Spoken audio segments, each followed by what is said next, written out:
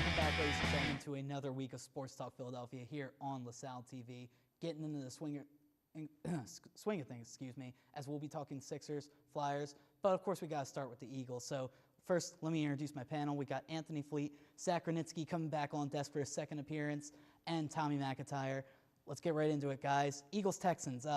This is an interesting game to say the least as we take a look at the box score and highlight what happened. The Eagles able to pull out a 10-point victory, 31-21 over the Texans in Houston. LaShawn McCoy, 23 carries, 117 yards. Chris Polk, 8 carries, 50 yards, and a touchdown. Jordan Matthews, 3 catches for 40 yards and 1 touchdown. Now, guys, I know what the big story is. We all know what the big story is in this game. But let's kind of play a little bit of game, and let's not mention his name right away. Let's save this a little bit because there are other elements to talk about in this game. And let's start with the running backs. 2 of them I mentioned. And, of course, Darren Sproles had another great game, both receiving and rushing. How good is it to finally see all 3 of these good running backs on the same page? Yeah, you would think it was only a matter of time until they were able to all execute at a high level. And particularly with that 170-yard drive, which featured 4 runs, 2 by McCoy and 2 by Polk. It really shows how nice of a 1-2 punch it could be, because McCoy, he's a finesse, he's an east-west guy. You know how good he is at crossing people over in the open field. And Polk, he just provides you with that power, that punch that you need, particularly when you're in the goal line close to the end zone. So I think that's a nice 1-2 punch, and I think that could be really efficient moving forward.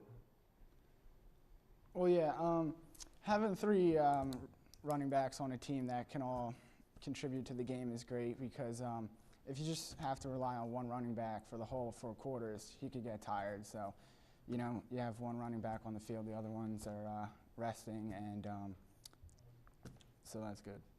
Yeah, I think it's great. I think it's great to finally see Polk healthy, because you forget about Darren Sproles coming back, and it's good to see that his knee injury scare wasn't too serious for him to come back, and he had a nice game. But then having Chris Polk, who the whole preseason he was out, and he never really got established. You never really know, was he going to really contribute this season? And then, man, he had a game, really had some nice runs at the end of the game. And it's great to see. And LaShawn McCoy, once again, is getting back to his old self. Still a little shaky, but, man, if they all 3 of those, and now we're not going to say his name, who's coming in starting quarterback yet. We'll get to him. We'll get to him, but it's great to see all 3 guys doing really well, and hopefully for the rest of the season we're going to need them to do well. Tommy, I want to bring up Chris Polk for a second. It was interesting, the choice in the offseason when Howie Roseman traded Bryce Brown to the Buffalo Bills. A lot of people were thinking that if anybody, he was going to be the guy there instead of Chris Polk. But Chris Polk has really been stepping up. Maybe, do you think he has somewhat of a, as much as I hate to use this pun, chip on his shoulder?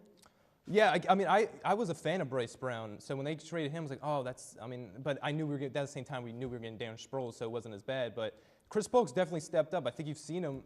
He's taken back some kickoffs too, and he's looked really well doing that. He's just a big guy. Back to the house against Washington. Yeah, he's a big stacker guy, and he definitely has a chip on his shoulder because he's a third guy. He's behind LaShawn McCoy and Darren Sproles, and he's like, I'm here to play too, guys. Yeah, and Chip's finding roles for him. And speaking of Chip, kudos to him for going forward in tough situations in this game. Of course, another interesting 4th down call. Of course, we had the interesting debate in Arizona when he went for the field goal. But now he's going forward this week, and it paid off. So talk about those decisions and how they worked for the Eagles.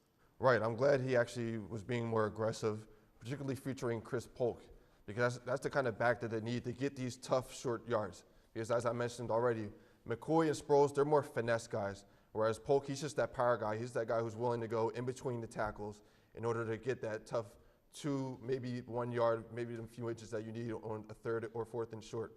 So that's really important because you don't want to tax McCoy too much. You don't want to overuse he and Sproles because of their physical disadvantages as far as being power backs. Whereas when you bring Chris Polk in to get those yards, that should be able to help this team moving forward. Yeah, going forward on 4th down is a risky move, and to see that it was good, and good to see them. Good to see it pay off, right? Yes, it was good to see it pay off because you got to take the risk sometimes, and it happened to work out. So. Yeah, and of course he faced all that criticism from the Arizona game when he went for the field goal, but again, able to absolve that this week. Tommy? Yeah, Chip Kelly last season he gambled a lot, so it's definitely going back to that Arizona game. I was surprised during that he wasn't more trying to say, okay, I'm going to be Chip Kelly. I don't really care what anybody else say. And it's good to see him go 4th down. I think everybody thought, oh, you better go for it on some of those plays, and definitely that play. And able to do it. And you need those fourth down plays because when you're in goal line, when you're in red zone, and they've been struggling red zone really bad. So when you're in red zone play and you have to go fourth down, you got to do it. Yeah, it was especially good to get that touchdown to be able to put those extra points in the Texans, and obviously they weren't able to pull through. But let's talk about something else that happened in the fourth quarter, and that's Demarcus Ryan's going down, tearing his Achilles. Of course, it wasn't great to see. He got the interception. Then, of course, he got hurt, fumbled the ball. And, of course, when the card came out, everyone was thinking oh, no. And then we get the word, tear his Achilles, out for the year. This guy really was one of the key members of the defense, the leader of his defense. Chip Kelly called him Mufasa, an interesting name in the press conference. But how much does this hurt to lose Demarcus Ryan for the year? Yeah, when you listen to coaches and teammates, and even the guys in the media talk about Demarcus Ryan, all they talk about is his intangibles, about how great he is on and off the field as a leader, and just the kind of spark that he provides, being able to quarterback the defense for the Eagles. So everybody, while they really lament his loss, they also at the same time just spoke very highly of him, and that really just speaks to his character. Whenever you're asking guys like, hey, what do you think of this guy? And everybody seems to have something nice to say about him. Then that truly shows just his professionalism, what he means to this Eagles defense. And it really is a tough loss, as you said, going forward. Mm-hmm. Yeah, back in 2010, he actually tore his other Achilles. So when he was with the Texans.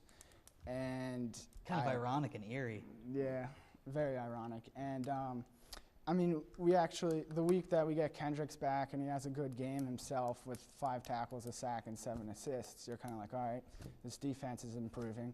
And then Ryans goes down, so it's very sad to see. Yeah, Tommy, we talked about his intangibles and how obviously he's one of the leaders of this defense. But talk about obviously on the field, he was doing well too. He was getting to the quarterback, but applying pressure. Absolutely. Yeah, he was one of those guys that we didn't really mention too much because he was always solid. He was just the guy. I mean, he was the play caller. He was doing what he had to do. He was the leader on the defense, and he was a middle linebacker. And to see him go down like that, because it was in a play where he actually could have intercepted the ball. You're like, oh no, he didn't intercept it. And then he goes down. You lose him. You're like, man, he's out for the year. It's tough to see. And it's definitely going to be a huge hole for them for the rest of the season. Yeah, I mean, Chip Kelly was quoted in his press conference as saying someone will just have to pick up the shield and move on. But I don't know how comfortable I am with Casey Matthews picking up that shield. I mean, he didn't do bad when he filled in for Kendricks those couple games along with Acho, but I don't know, I'm a little nervous. But real quick, before we move on to Player of the Week, let's talk about Todd Harriman's also now being out for the year, still playing with that bicep problem, but it acted up again. But the good news is you have him and Mathis back. So how annoying is it to really have all these different offensive line combinations? Right, it's got to be difficult. And just to think, going back last year, how good the Eagles were at avoiding that injury bug.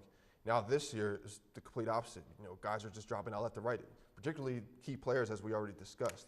But it has to be frustrating for, LaShawn McCoy, who really needs a steady offensive line, who's always working, in contingents, just to be able to perform well. So just keep seeing guys shuffle around and everything. That just has to be frustrating as far as for stability. So hopefully once Mathis comes back, and I assume Gardner's going to fill in for Harriman's moving forward, hopefully they're able to ride out the rest of the season healthy enough, just so they're all able to start and play every snap, just so there's some stability that's going to be able to be made moving forward. Yeah. We literally just talked about with the linebackers, one goes down, one comes back, and now with the offensive line, one goes down, one comes back. It's hard to keep on-field chemistry when you're playing with different people every week. Yeah, it stinks. Like he said, the chemistry is the key word right there because really an offensive line, they're together, they practice together, the first line goes out, and I mean, you have like a brothership, you have like a feel, okay, this is my center, this is my left guard, my right guard, and everybody's together. And now when you lose another guy, a guy like Todd Herman that's been the veteran of this team, really a veteran offensive lineman, it's tough to see. But I think the fact that, I think we were talking about this in other shows and how Chip Kelly really uses his offensive line and gives them a lot of reps in second string. So the guys coming in are still pretty solid, better than we've seen in past Eagles teams back in the Andy Reid days. So I think they're going to be okay, as long as no more injuries, hopefully. Yeah, I think at first people kind of worry a little bit because of the fact that we were spoiled last year and the fact that the offensive line last year was together the entire year. So, and they were obviously efficient, one of the best offensive lines in the NFL. But this year, with all the injuries, obviously they're still getting the wins, but a little shaky. But with Mathis coming back, we'll see how it goes. And speaking of getting wins. One guy who really helped the Eagles get a lot of wins so far this year, Jeremy Maclin. He's our player of the week. Mac on a mission, as the graphic says. 6 catches, 158 yards, 2 touchdowns, and also named the NFC Offensive Player of the Week. So that made my decision of Player of the Week pretty obvious this week.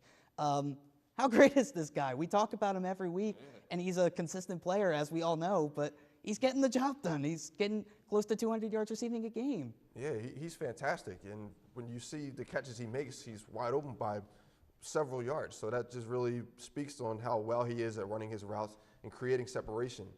And as you said, we talk about this guy every week. He just keeps putting up similar type numbers week in and week out, and he's just doing his job. And as we spoke before on previous shows, how in the beginning of the year, he wasn't willing to take that contract. He said, no, let me go out there and prove myself. Well, his action is definitely backing up his words. Mm-hmm. Yeah, I mean, every week, it's the same things, and it's always good stuff. I mean, you never hear anything negative about Maclin at all this season. And I might have to say he might be the LeBron of the Eagles because, I mean, look Expand at the guy. on that a little bit. Yeah. I mean, with the Heat, it's LeBron. Well, okay, the Cavs. With the Cavs. But when LeBron was on the Heat, even with the Cavs, it's LeBron. It seems like with the Eagles offense, it's Maclin. He's been the one consistency, I guess. Especially with McCoy struggling in several games. So that's a good point. Yeah. Tommy? Yeah, I mean, I think going back to the beginning of the year, there was a lot of uncertainty with Maclin, really. I mean, you think about coming off an ACL injury out the whole Not the easiest injury to come yeah, off of. Out the entire season. We knew what he did before last season when he was actually healthy. He had a great year, really. He was one of the best receivers on the team. I mean, that was before Deshaun had a great year last year, and we know what happened to Deshaun. So now he was the guy that had to step up. This was the guy, and man, he's been terrific. More than he would, if Foles would hit him early in the year on some of those deep balls, this guy might have been considered one of the best receiver in the league, and he's still, right now, he may be. I was going to say, I think he's up there right now. He's been doing pretty well. Yeah. Calvin Johnson being injured. Yeah. Receiver struggling. So, Again, great for Jeremy Maclin. But now let's move on. Let's finally say it. But let's throw up the Daily News back cover from Thursday in the sports section. Let's see it. He who must not be named. There he is, the Sanchez, coming in for Nick Foles. Sanchez 2.0, as the cover eloquently puts. But let's look at Sanchez's numbers from this past Sunday. An 89.6 QB rating, 202 passing yards, 2 touchdowns, and 2 picks. One of them not really his fault, more on Josh Huff. But as you can see in the caption there, buckle up, here we go. More QB controversy, huh? Yeah, I mean, it's Sanchez's job to lose at this point. Foles, he's out for at least 6 to 8 weeks. So possibly more, depending on the... Yeah, so we'll see about that. But Sanchez, he came in, he did a nice job. Chip Kelly put pressure on him right away, making him throw that deep bomb to Maclin. Very first snap. Yeah, absolutely. So it was funny how that worked. And it was just great to see how he was able to execute that. He didn't overshoot him, he didn't underthrow it. He didn't turn it over, thank God, on that first possession, because that just would have been disastrous. And who knows how the city of Philadelphia would have reacted if he was to turn it over in that kind of situation. I don't know if I want to know that. Right, exactly. And what's interesting about Sanchez is they finally went under center. With Foles, they were never under center. Then when Sanchez, comes in. It's tough to say, right? It's tough not to say Sanchez. Right, exactly. But with Sanchez coming in, they were starting to run some plays under center, and that's where Chris Polk became effective, because Sanchez went under center and handed it off to Chris Polk, and they were able to get a good drive going that way. So I'm really looking forward to see if Sanchez can, live up to this hype that's coming along with him being able to execute under Chip Kelly's offense. Yeah, for the next month and a half, we'll see if he actually is the Sanchez, because he played half of a game. We're all already nicknaming him Sanchez. Okay. He's had that nickname, but go on. He's gotta last at least the whole season. Yeah. To see if he lives up to that, and he's replacing a mediocre Nick Foles too. So honestly, we're not losing much by putting Sanchez in, and we'll have to see how that goes. And I'm curious if we're even gonna see the Mr. Butt Fumble nickname anymore. We'll have to see. Don't mention that. Don't do it. Don't do it. Yeah. Tommy? Man, it's tough to hear Mark Sanchez as the Eagles starting quarterback. It's still hard to believe in a lot of ways, just because you thought... Feels surreal, doesn't it? Yeah, it's just like he was just with the Jets, and now Michael Vick's starting with the Jets. So it's just like, what just happened? It's just like... But he's going to have to... If he just plays just solid football. He doesn't try to go out of himself. He doesn't have to be the Peyton Manning or Tom Brady. He just has to be Mark Sanchez, of the good Mark Sanchez that got to 2 AFC championship games. With the Jets. With the Jets. With the New York Jets. I mean, they had a great defense back then with Revis Island. Yeah, they had great defense when he was there. And the Eagles' defense is going to be tough. We're talking about Demarcus Ryan's going down, but if they can stay solid, you have a guy like Jeremy Maclin playing fantastic. You have the weapons with the running game. He just has to stay solid, and we'll be fine. And we can go the rest of the season and be a good team. All right, real quick down the line before we get to our prediction poll. I mean, you hear all the crazy reactions, whether it's in the paper, whether it's on sports radio about Mark Sanchez. Is the city overreacting to this? Perhaps. Maybe it's just more hope, if anything, because we've seen such inconsistency from Nick Foles. So really, the Eagles fan base and the media, they just want to see Sanchez go out there and just perform on a consistent basis, put up some good numbers, just to kind of erase what, the disaster that was Nick Foles during the season. Yeah. All right. So now we're going to get into our prediction poll this week. And Fleet, it's funny that I talked to you last about Sanchez because you and I, we both took Sanchez as our standout stars.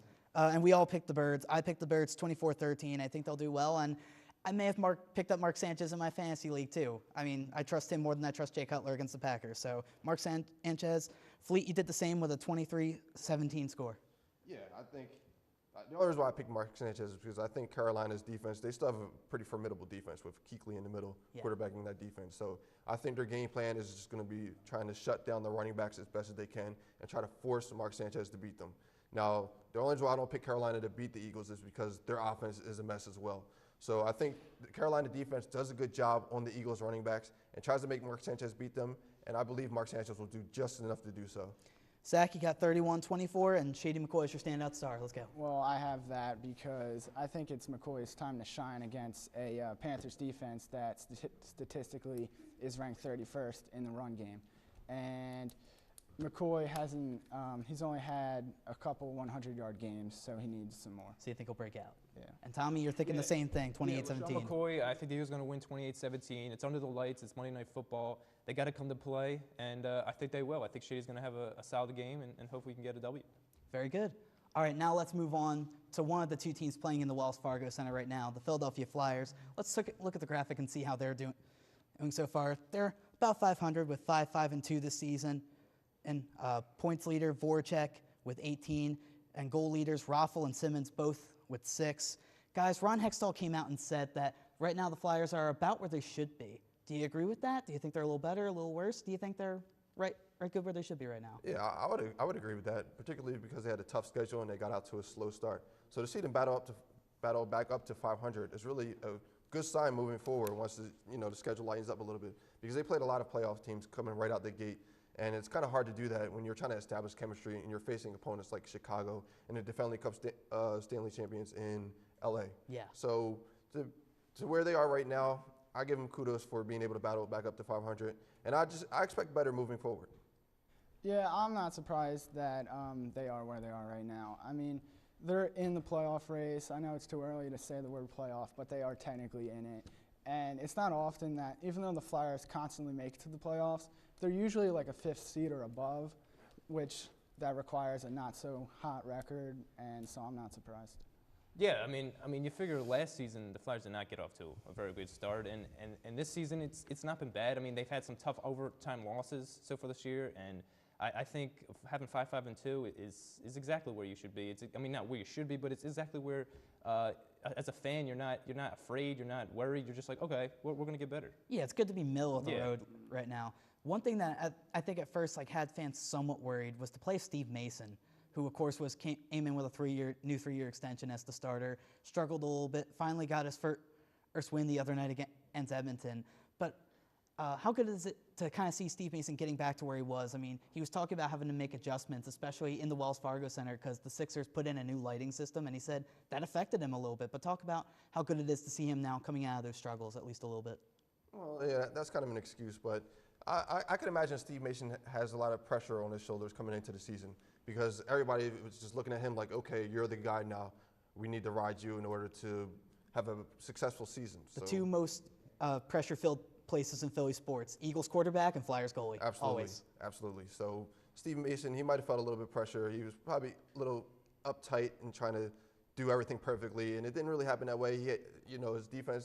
His You can't fault him all the way, though, because his defense has some injuries. You know, a lot of defensemen for the Flyers were going down. So it's just a matter of just him settling in. He got his first victory, which is always a good thing, relieving mentally. And as long as his defense is able to get healthier, he should have a pretty good year like everybody expects him to. Zach, real quick, your thoughts on Steve Mason? All right. Well, the past 3 games, 66 shots, 3 goals against. That's phenomenal, and that's the Steve Mason we want to see. So, I mean, he started off slow, but Emery's a good backup. So I wonder, I mean, is there a little pressure knowing that Emery's a solid backup? I'm not sure, but we'll see. Yeah. All right. Well, sorry. No, you all right, Tommy. There's another team in the Wells Fargo Center we got to talk about, Tommy. Yeah, sorry That's the Philadelphia 76ers. And let's throw up a graphic here. Have the Sixers won a game yet? I don't know. Let's see. Let's throw that graphic up there. Survey says. Wait for it. I don't know. Did they win a game yet? Let's see. Yeah, the answer is no. There you go. Nope, they have not won a game yet. Let's see how they're doing so far, though. I mean, they're 0-5 to start the year, as we kind of all expected. Tony Wroten leading the scoring with 19.3 points per game. Nerlens Noel, of course, now it's finally his rookie year, getting into it with 6.5 rebounds per game. Again, it's about what we expected, right, guys? Right. I mean, yeah, they have an 0-5 record, but they haven't played as bad as you would think with the team having an 0-5 record. Because, like, for example, the Lakers are 0-5, and everybody's just killing them for being so dreadful. The Sixers are 0-5, but it's like, you know, they're not actually playing that bad. They're playing really not. Pretty competitive games, especially through 3 quarters. It's really the 4th quarter that's their Achilles heel this year. So, you know, it's exciting to see this young team, just to see them try to get their feet wet, per se, in the NBA. It's a tough adjustment, I could imagine, whether it's Noel coming off an injury or just a bunch of these rookie free agents just, you know, breaking into the league. Just trying to make a name for themselves. Exactly. It's a difficult transition, and, you know, they're not winning, which is kind of what everybody wants anyway. They want them to lose as many games as possible. Hey, the new draft lottery system got shut down, so everyone's happy about that. Exactly. So, you know, they're 0-5, but people were not really upset about it. Zach? Yeah, Wroten and Noels are kind of the bright spot of the team right now, which is expected. And with Carter Williams practicing, once he gets back, as long as Wroten and Noels are still in the lineup, maybe we'll see a 2-game win streak. Tommy? 0-5. It's a little tough, 0-5. I mean, they lost against Wednesday against Atlanta with a buzzer beater, and that might be their last chance to get a win for a little bit because they've got a tough schedule coming up. Oh, they've got a rough next 5 games. And we don't know exactly when Carter Williams is going to come back game time. He is practicing, but they still haven't been given word on when he's coming back to actually play in a game. So I don't want to see them go on a major losing streak. I can't take another major media on the Sixers. So hopefully they can get wins in 8-game intervals or something like that, so we don't go a major long losing streak. Oh, what? You don't like the fact that they go on that 20-plus game losing streak and everyone questions the integrity of the game? They're losing by design. Like he was with Anthony was saying about the Lakers. Like they're losing, but they're not like exactly by design. You got Kobe Bryant, so it's like, you know what I mean? You have a very old Kobe Bryant, though. Yeah, you do. Yeah. But he's still Kobe Bryant. Yeah, I mean, I've been liking the play of KJ McDaniel, so let's see how the Sixers do. They'll be fine. In a few years, they'll be fine. All right, but let's move on to everybody's favorite segment. It's Fast 5 time, ladies and gentlemen. So, Anthony Fleet, we start with you. Over under 8 rebounds per game for Nerlens Noel when he finishes the year. I know it's a long ways away, but Yeah, I think he could get over 8 rebounds. He has a couple tough games rebounding the ball recently, but he's been going up against some pretty good centers in Dwight Howard and Nikolai Vukovic. So he's a rookie. Once he gets really comfortable in the Sixers system, he'll be able to rebound the ball a lot better because he has great length and athleticism. So having 8 rebounds shouldn't be any problem for him. all right, Zach. A.J. Burnett declined his player option with the Phillies. He's now a free agent. Does this make you feel good? I mean, he kind of led the league or was close to leading the league in NL in losses. So. Well, I'm going to have to say it makes me feel good because the Phillies now have $12.7 million to spend on maybe even a younger player. So, we'll see. All right. Tommy, another Phillies question. Pat Gillick said the Phillies won't compete until 2017. Real quickly, how relieved are you to finally hear someone from the Phillies front office saying this? I was like, thank you. We're just talking about the Sixers finally telling us we're going to stink. Now the Sixers tell us we're going to stink. Phillies are like, we're going to stink. They should have told us like 4 years ago, but it's okay. But it's Pat Gillick. It's not Ruben Amaro. It's not David Montgomery who are in denial. So. But it's good. Now the fans know. Now we know, and now we can watch with a little less of like we're going to make the playoffs. No, we're not. We're just going to try to rebuild. I don't think we were thinking we were going to make the playoffs. I don't know. Before this season, we were a little bit more. We were like, hey, maybe they'll do Ruben something. Amaro was a little bit more optimistic. We were a little optimistic. We're Phillies fans. We're going back to those days when we were great. Oh, yeah, all those empty seats make me really optimistic. Anthony Fleet, toughest non-division opponent remaining for the Birds? I would have to go with the Green Bay Packers. You know, Seattle's a mess, and they're coming to Philly, so I would give it to Green Bay. At Lambeau. Yeah, exactly. The Eagles are going to Lambeau Field. You know, we're at this time of year where it's going to be really cold down there. Plus, and we're getting a healthy Aaron Rodgers this yeah, year. I was going to say, they're not going to be facing Seneca Wallace or Scott Tolzien. Ooh. We're going to be facing Aaron Rodgers, arguably the most dynamic quarterback in the league. So All right. that's the toughest game. And lastly, we're going to Zach. Chris Vanderveld gets promoted for Michael Raffle on the front line as Michael Raffle's out for a few weeks. Do you like this, or do you think it should have been someone else like Braden Chen? I have to say I like it, but I mean, Berube probably sees something in Vanderveld we don't exactly see. And sometimes mixing the star players with a lesser skilled player can even something out. And so we'll just have to see. I like it, though. All right, well, that'll do it for us for this week. But before we go to the social media, again, I want to remind you, I've got a little bit of a mustache. I'm doing Movember, so if you could donate, that'd be great. Mobro.com/TylerHarperSTP to donate just anything you can. I'm not asking you to empty your pockets. So that does it for us for this week. But again, you can reach out to us on social media at Facebook.com/SportsTalkPhiladelphia, Twitter at LaSalle TV Philly, email LaSalleTV@LaSalle.edu, YouTube, youtube.com/LaSalle56TV, or LaSalle.edu/LaSalleTV. Remember to never stop exploring. For Tommy, for Zach, and for Anthony, I'm Tyler Harper. Thanks for joining us. We'll see you next time.